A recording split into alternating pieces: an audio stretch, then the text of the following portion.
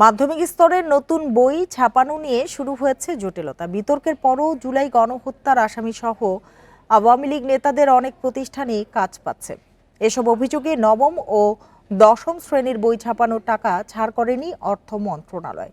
NCTB অবশ্য বলছে তাদের কাজে স্বচ্ছতা আছে, অভিযোগ পেলে নেওয়া হবে ব্যবস্থা। বান্ডেল থাকলে প্রতি সেনমানিতে টাকা বাঁচবে। বিকাশ সেনমানি বান্ডেল কিনে জিতুন প্রতি লেনদেনে। আগামী বছরের জন্য ৩১ কোটির মতো নতুন বই ছাপাচ্ছে সরকার। প্রাথমিকের বই ছাপানোর কাজ শুরু হলেও মাধ্যমিকের ষষ্ঠ, সপ্তম এবং অষ্টম শ্রেণীর বইয়ের বাতিল করা হয় দরপত্র। জুলাই গণঅভ্যুত্থানের হত্যা মামলার আসামিসহ অনিয়মে অভিযুক্ত আওয়ামী লীগ নেতাদের প্রতিষ্ঠানের কাজ বাদ দিতে এ সিদ্ধান্ত নেয় মন্ত্রণালয়। পুনঃ দরপত্রে আবারও এসব প্রতিষ্ঠান কাজ পাওয়ার সুযোগ করে দেয়া হচ্ছে। এসব কারণে নবম ও দশম শ্রেণীর বই ছাপানোর টাকা ছাড় করেনি অর্থ মন্ত্রণালয়।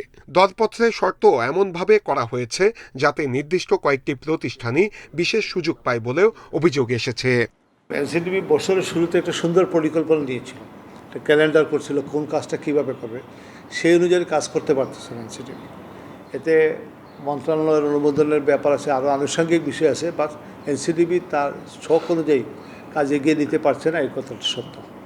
জুলাই গণঅভ্যুত্থানের হত্যা মামলার আসামিদের কাজ পাওয়া দুঃখজনক মন্তব্য করে শিক্ষা গবেষকরা বলছেন, এনসিটিবিতে ফ্যাসিবাদের সুবিধাভোগী অনেক কর্মকর্তা এখনো আছেন। তারাই এই কৃত্রিম সংকট তৈরি করেছে যাতে শিক্ষার্থীরা বই নির্দিষ্ট সময়ে না পায়।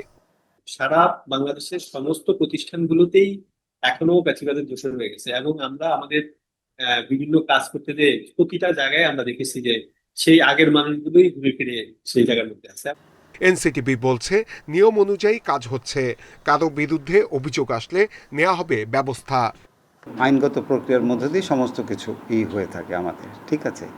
এখানে যত রকমের পার্টিসিপেশন যাই কিছু হয়ে থাকে সমস্ত কিছু আমাদের পিপিআর ফলো করেই আমরা এই কাজগুলিকে করছি।